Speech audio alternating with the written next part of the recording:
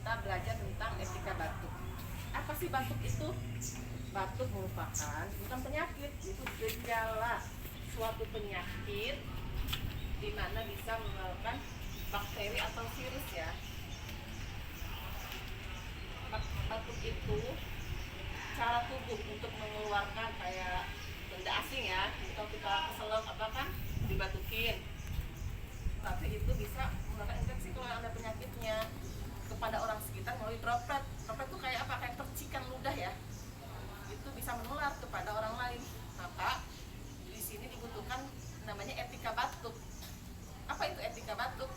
Tata cara batuk yang baik dan benar. Tujuannya apa? Untuk mengendalikan penyebaran infeksi di sumbernya ya. Tata cara etika batuk ada 3 ya. Yang pertama, menggunakan masker saat batuk ya. Kayak gini, Bapak batuk nih, pakai masker saat batuk. Misalkan ya, saya terlepas dulu ya. Yang pertama, pakai masker saat batuk. Jadi batuknya nggak sembarangan ya. Gini.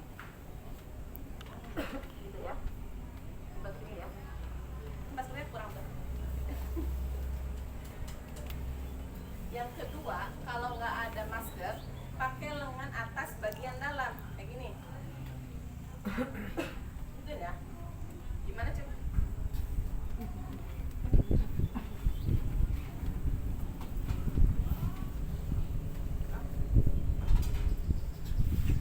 Aduh. Atau yang ketiga, pakai tisu atau sapu tangan ya. Tisu kan murah ya, gampang didapatkan di mana aja.